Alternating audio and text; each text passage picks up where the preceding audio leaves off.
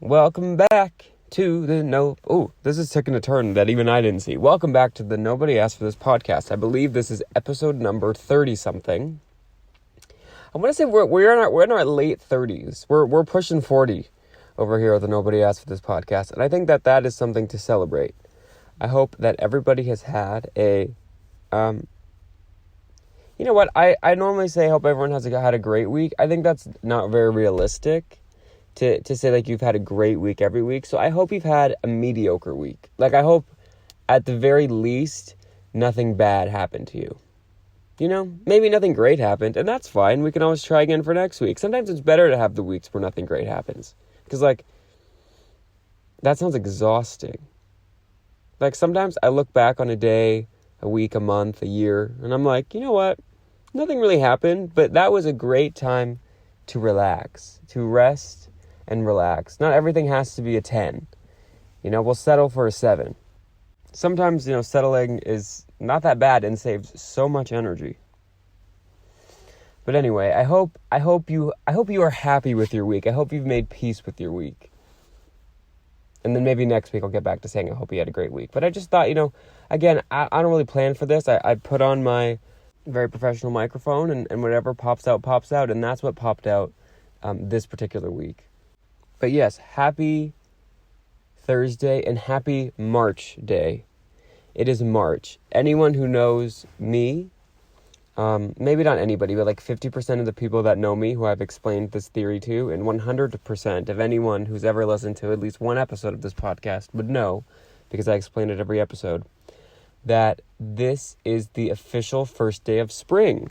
When I'm recording this on March 1st. It'll come out March 2nd. So happy official second day of spring. Official, unofficial, because the calendar, the scientists, whoever plans, the weatherologists, the meteorologists, which I'll get to them. But it sounds funny that they're called meteorologists because, like, I don't know that they have ever predicted a meteor, or I'm sure they have, but it's like not really what they do. It would be like if a construction worker was called drilling holes into the ground orologist. It's like, I'm sure they do that sometimes, but it's not like all they do. So maybe we need a bit more of a general word, or maybe I'm not correctly understanding what a meteorologist means. And I've flip-flopped in this sentence so many times, I don't even remember why I started it. Oh yes, because it should be the start of spring today, but apparently we have to wait like 3 more weeks. Anyway, so enjoy the last few weeks of winter, or I guess the last official few weeks of winter before we then have to start the 6 weeks of Groundhog Day. I don't really understand Groundhog Day. When they predict 6 more weeks of winter, Punxsutawney, whatever his name is, when he tells us it's going to be more winter, which I can't remember if him seeing his shadow was more winter, or if him not seeing his shadow was more winter. You would think shadows sound wintry to me, so I feel like if you see a shadow, it's winter. But if you're seeing a shadow, it means the sun's out. So I feel like if you do see your shadow, there's going to be less winter. I'm sure this is an easy Google, but I'm not going to do it. Regardless, my point is, or more so my question, I'm not really making a point, but does the winter start like this? Because I think this year we were condemned to 6 more weeks of winter. So does that mean March 21st or whatever the start day of spring is? Does that mean from then on we have a month and a half more of winter? So is like spring not starting till like May? Or is it 6 weeks from the time he saw his shadow? Which is probably only like a week or so more of actual winter. These are all very important questions. And I would also like to see if anyone wants to do some research homework for me. You can do freelance. It will be volunteer based. Maybe I can sign, like, if you have to do like research hours or something for like a degree you're getting or a program you want to get into. I can, like, if you like fax me your sign-up sheet thing, I can like write it and say however many hours you need. Like, you don't actually have to spend the amount of time that I'm going to say you're going to do, but we can just get that done. But yeah, if someone could send me a chart via Excel of the amount of times that the groundhog was correct, and versus the amount of times he was incorrect. I would just love to know, just kind of see a breakdown, a spreadsheet. I want a pie graph of what's up. But I'm starting to think that he is onto something, because in fact we are getting extra winter, because as I'm recording this in March, I'm looking out into the bright sky, the unofficial start of spring, and I'm seeing white stuff where the green stuff normally is.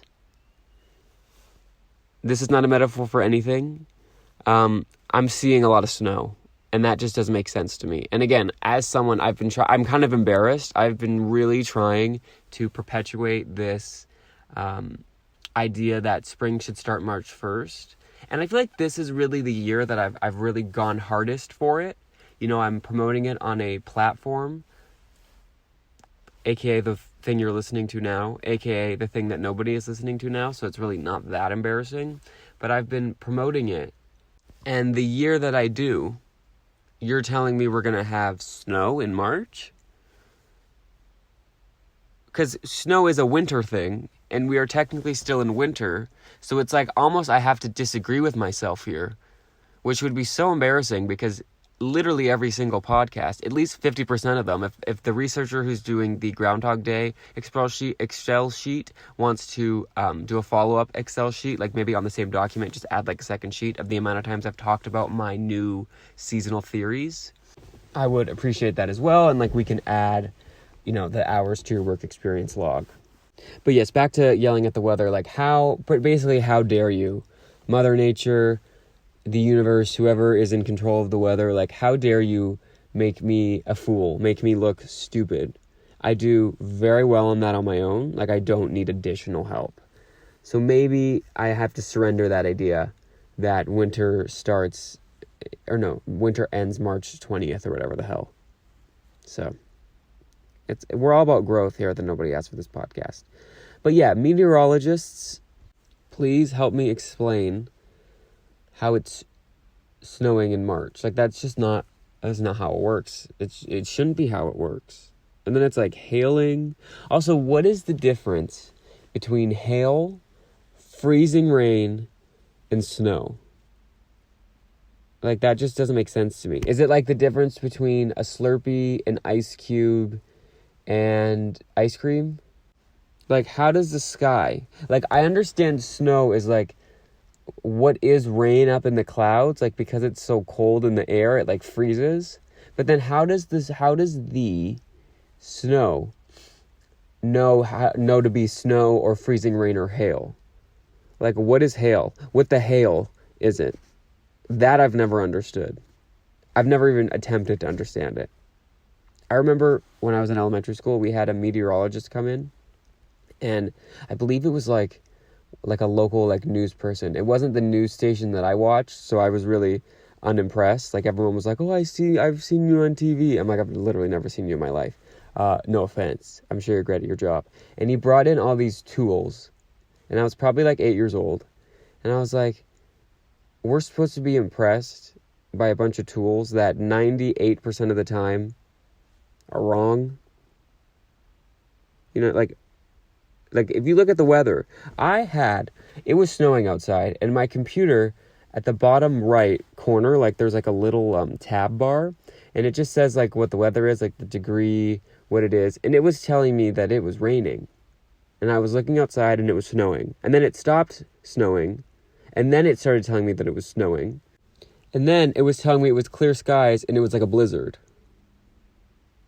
And then I got mad. I'll be honest. I got mad because it's one thing I totally get. I think we all laugh. Oh, the weather people are always wrong. But at the end of the day, they're just trying their best. I'm sure it is very hard to predict. Also, I think there's a lot of user error in that situation. I think we look at the wrong. You'll look at the weather for a city that's a city or two over from where you actually are, if you know what I mean. I'm recently learned that weather is very specific. You could have two cities 20 minutes away from each other and getting significantly different weather types. So that's all fine. I get that. But to be so wrong about what is happening in the moment, that is just unforgivable. Weather.com shouldn't be telling me that where I am is a completely different type of weather than it actually is. You know what I mean? It's like, at least get that right. Like, literally get an intern. I'll do it. Or whoever is doing the Excel sheet, if you need more work experience hours, like I can, if they contact me, like I'll put them through to you or whatever, we can figure it out. But like, have someone sit and look outside the window with a computer, and they can just type snow, rain, nothing. Like, we can get that part right. I'm a very reasonable person. It probably doesn't sound like it, but I really try to be. And I just feel like that, like, we can start there. Like, I get we can't always predict the weather. We can look at the clouds and see, is it what is it called? What are the types of clouds? Cumulus, or let me Google types of clouds. A cirrus, it sounds like Game of Thrones. Stratus, cumulus, it is one. Yeah, cumulus clouds look like fluffy white cotton balls in the sky.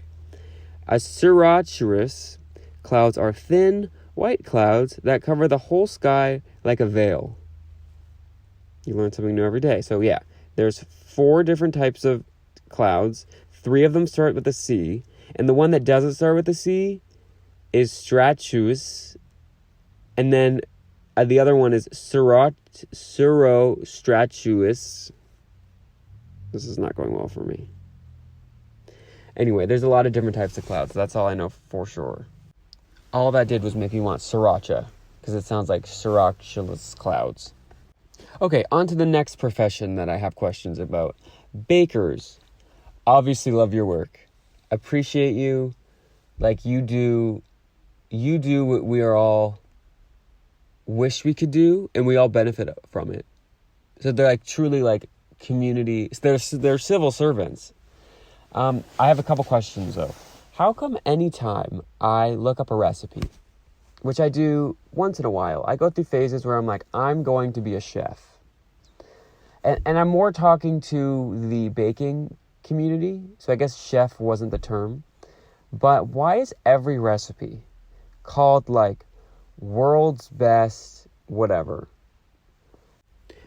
Brittany Ann's famous cheesecake.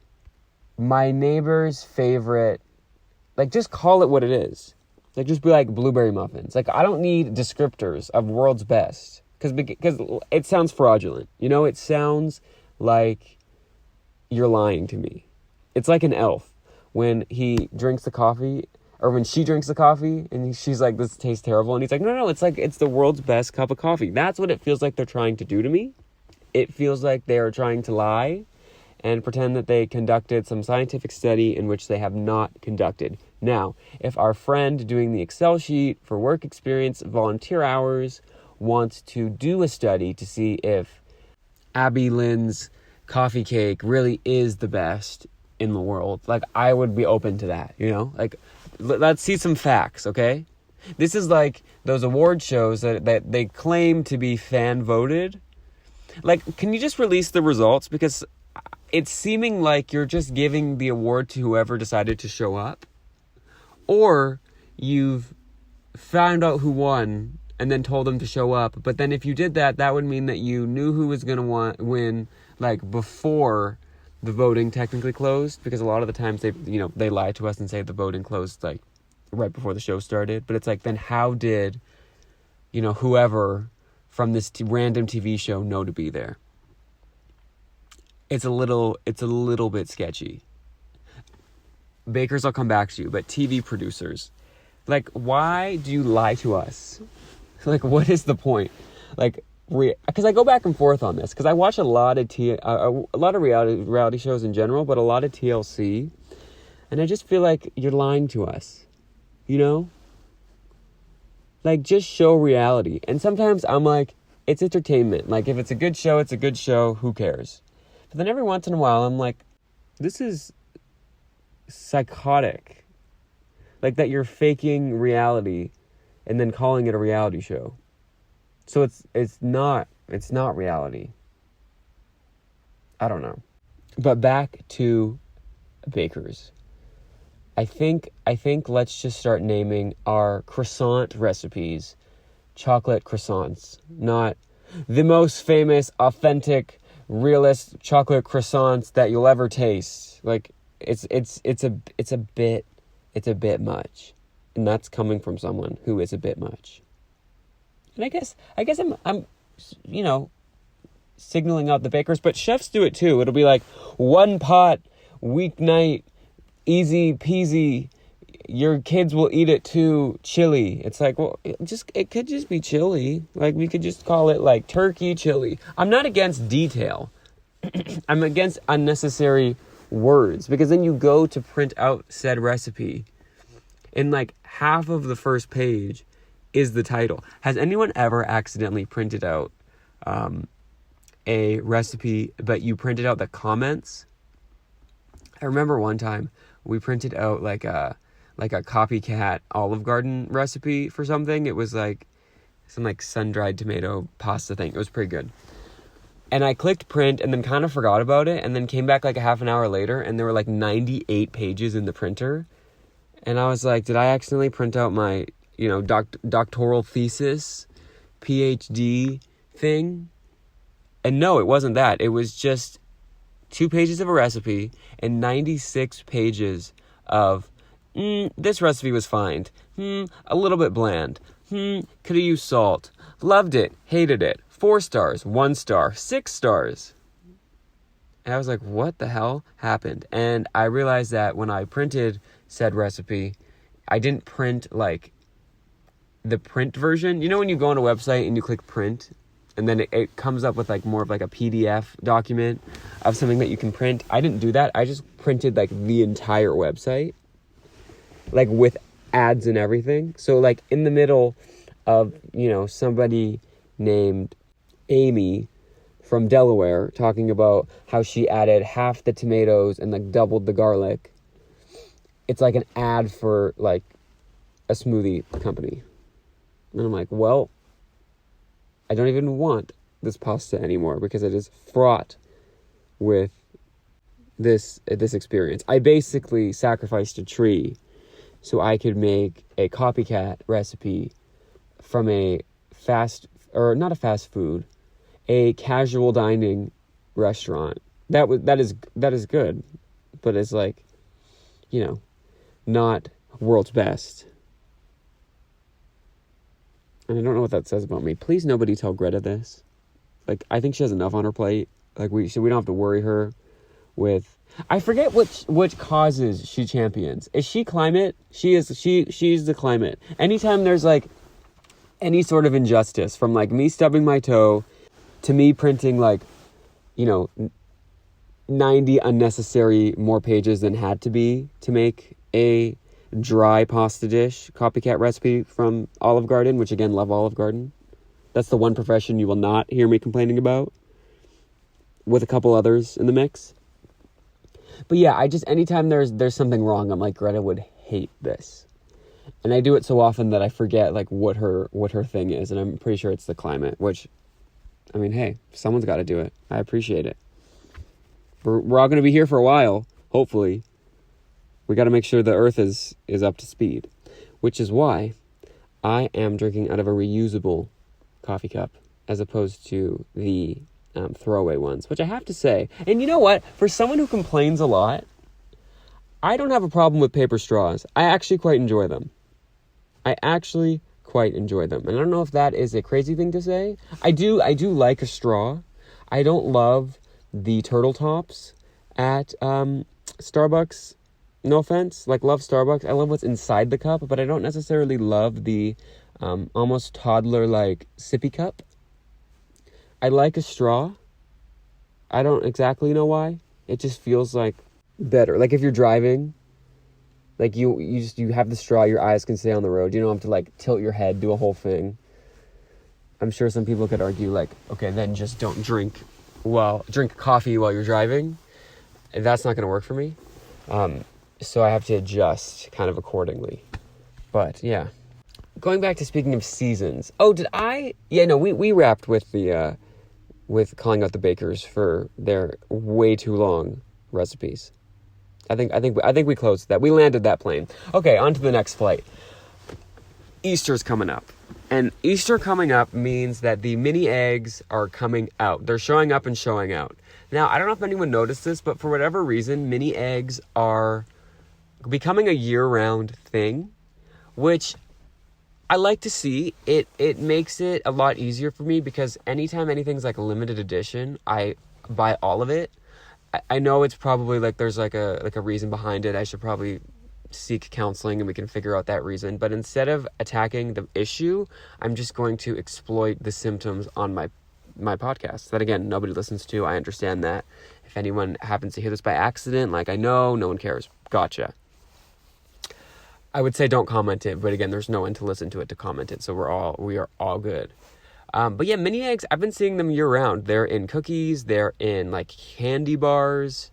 They're not as good as a cream egg, which are not all year round. I actually just got so excited thinking of the Creme Egg McFlurry coming back. I am gonna Google when that's coming back. When is the Creme Egg McFlurry? Now you could argue a cream egg is sugar, so it's just a sugar McFlurry with some chocolate in it. So you could probably get a chocolate McFlurry all year round. When is the Creme Egg McFlurry coming out? 2023. Okay, let's see. Every year I Google this, I'm scared they're going to tell me it's not happening. The Cranberry Creme Egg McFlurry features, creamy soft. Okay, so last year it came back March 10th. Now Easter, I've probably complained about this before. Easter is weird, and then it's not like Christmas or Halloween where there's one date and it sticks with that. No. It decides sometime I'm going to be in March. Some years we're going to be in April. Like, it makes no sense to me. I've heard it has something to do with the moon. I don't quite understand the moon. I'm still trying to understand the sun. But either way, I still enjoy a cream egg. So I'm excited for those to come back. And then a couple years ago, they got weird, and they're like, we're going to do an Oreo cream egg and like Chips Ahoy cream egg. And I can't remember if I've tried and or liked those, but maybe that's something we can do this Easter season before the bunny gets here. We can do a taste test of all the different cream eggs. And it'll mirror as ASMR, which I've heard is very popular for people. And that's how we get the views up. Actually, very randomly, last week, as if everything else I haven't said isn't random, last week when I went to upload like the YouTube version of the podcast, like I put it up as a YouTube video, I had like 50 something views on the last episode. And I was like, what? And then I remembered, I'm so humble I forgot that the week before, or like a couple weeks before that, I had like 30 something views. And I was like, what? Like, these are big numbers for me. I literally do like 6, and 4 of them are me making sure the video uploaded properly. And then I realized that it was called Fake Crime Podcast. And then the one before that was called Another One Bites the Dust. So I'm starting to think I just need to name these episodes something that is like kind of something that someone could come across by accident. Like when I was naming it Uncle Chip, Antarctica, and My Diarrhea, like I think that was roughly the name of one episode. Like you're not going to accidentally land on that in the YouTube comments. That's a pretty niche title. But if I'm doing something like Fake Crime Podcast, maybe someone like typed in True Crime Podcast wrong and then it comes up. Or like Another One Bites the Dust. They're looking at music videos from whatever year that song came out. And they're like, oh, what's this? So I'm gonna name this one the Super Bowl halftime show. Yeah. Or I'm gonna name it what's its popular TV show? I'm gonna name this Game of Thrones hidden episode, new episode. Okay? I will see you when I have 1 million followers next week. Or, maybe at least like 100. Like, we'll start slow. But it was funny, I saw that, I was like, 50 views, and I started like fixing my hair, maybe changing into a better outfit, even though this is an audio format, and I was not recording at the time. But it was just, I didn't know what to do with myself. Like the dopamine, the adrenaline rush, really. Like I understand why people get famous and lose their minds, because it's just, the exposure is, it's flattering. It's quite flattering. Also, I'm trying to get my hands on, just trying to put this out into the world. Maybe it'll come back to me. I'm trying to get my hands on a bag of extra hot Cheetos. I've been a lifelong hot Cheeto lover, and by lifelong I mean however long they've been available, that amount of time long. And I recently discovered that there was an extra hot version, and I would like to try it. They don't sell it anywhere near me. I could buy it online for like $50, but I'm not there yet. Like, I feel like the amount of money I should be spending on a Cheeto should still be less than the amount of views that I'm getting on a video.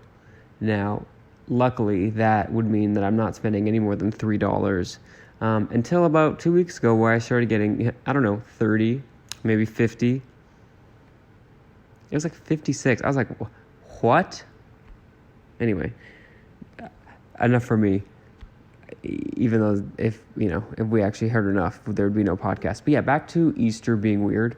I'm pretty sure we're gonna figure this out together. What day is Easter 2023? I forget, we're in 2023. Okay, April 9th.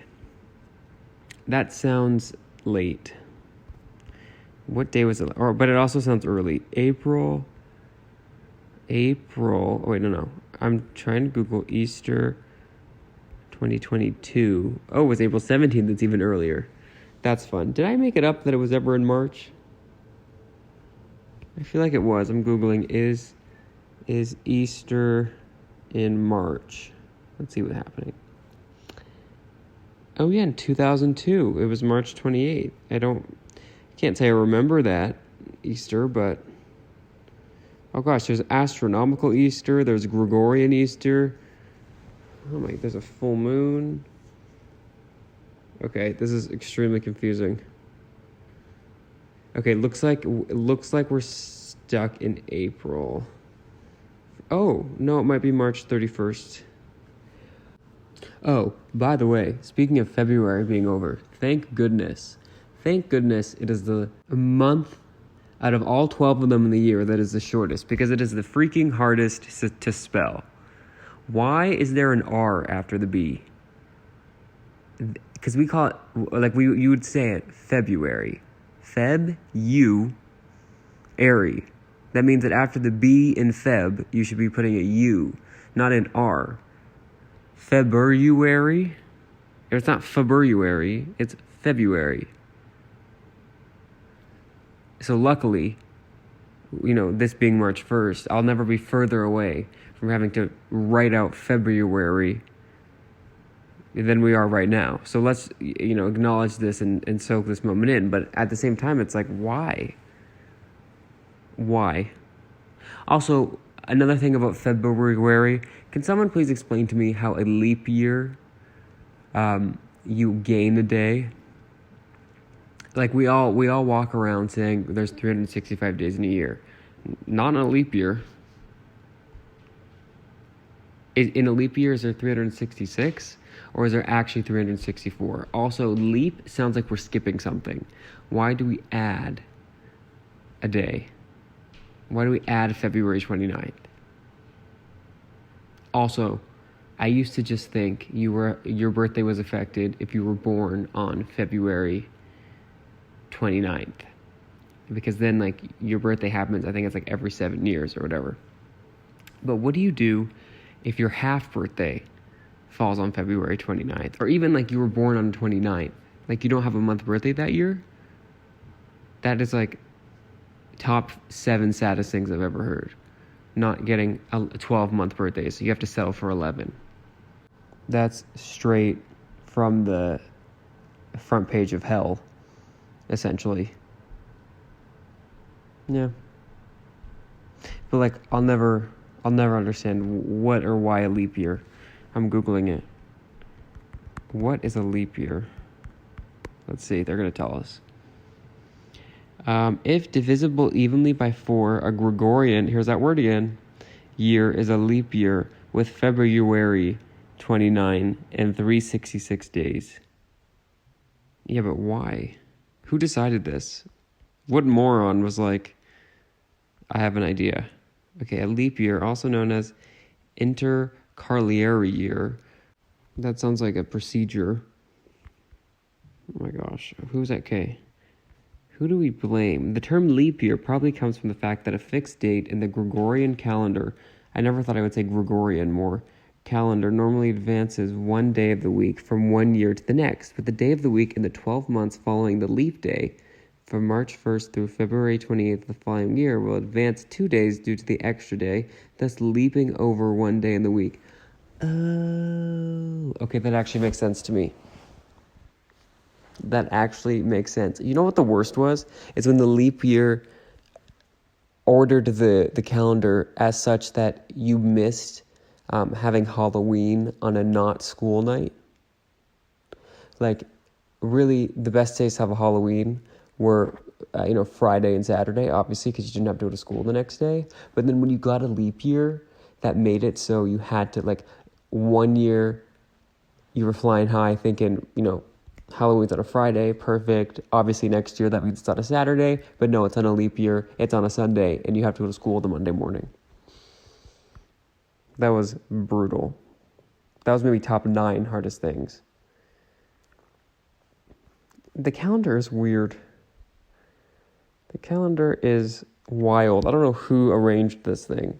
I don't know if it was like humans. I don't know if it was the moon. Humans at the moon. Astronauts. It's nuts. Okay, I feel like I could keep going, which I think is a great reason to stop. So I want to thank you all 9 of you, for joining me once again for another week as we push 40. We're pushing 40 episodes. But yeah, I will now commence the whole outro. If you like what you hear, go to podcastnobodyaskforthis.podbean.com. You will see that you can listen to all the episodes there, but you can also get links to find us on not on Snapchat. I really contemplated making a Snapchat for this in the beginning, and then I was like, wait, for what? Like, literally for what? Snapchat really should sue, because their whole idea of stories was actually good, and then everyone else stole it and like did it better, and now they're like a sad app. Although I still use it to talk to like certain people or like send pictures or whatever. So I mean, maybe they have their people. I think it's going to turn into Facebook, where it's like going to be older people. Like I think it's, or I guess Facebook is like more like as one certain generation uses it. I think Snapchat is the same idea. Like if you made a Snapchat when it was popular, you might still use it, but I don't know that people are like making Snapchats.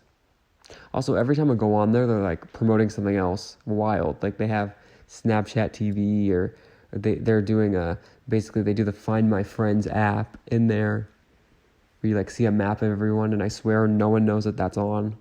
So like you could potentially, and again with Snapchat, it's like all from 10 years ago. So it's like people you added in high school that now you can see like they're at the grocery store. Like it's kind of creepy, but whatever. But yeah, Snapchat does the most, but then they also do nothing at all. So I don't know how we reconcile that, but that's just kind of how the world works. But I don't know how I got into here, but yeah, go to what is this podcast called? Podbean. Oh no, sorry, forgive me. Podcast Nobody Asked For This.podbean.com, as well as you can find us on the OC. This is where we fell off the wagon last time. I accidentally said Snapchat. Not Snapchat. You can find us on Apple Podcasts, Spotify. That was the S word I was looking for. Amazon. Other places that I don't even know of. When I was signing up, I just said post. Yes, click. So, I mean, we can be on, I think we're on Samsung Audio. Don't know what that is. We were huge in the UK. And by huge, I mean we had 10 listeners and 8 of them, I think, were nice people in the UK who probably like were maybe older, like didn't really know how their phone worked, clicked some buttons by accident, and boom, we got a listen. So I will accept it either way. Long live the Queen. We're just fingers crossed. Maybe she comes back to life. I don't know, but long live. And yeah, I hope you have a great week, a great beginning of March, a great Thursday, a great pre-Easter season. I hope you enjoy your Cadbury cream eggs, whatever variety you choose. But don't, in the excitement of the Cadbury cream egg, forget about the Shamrock Shake. Remember, if you're buying them in Canada, that you need to bring your own toppings and maraschino cherry, the red thing that takes 7 years to digest, apparently, that someone told me. I can't remember the source, so I don't know if it was a reliable source or not, but it was a source. But yeah, I really appreciate your time, as always. I'm just trying to now think of something clickbaity that I can name this so that we go big on YouTube again. Hopefully we get to 75 listeners this time. And yeah, I hope you all have the best week that you can have. And I hope at the very least it is mediocre. Because remember, not every week has to be great. But we can settle for not sucks. Okay? In this instance, settling might not be the worst, but thank you so much. Goodbye.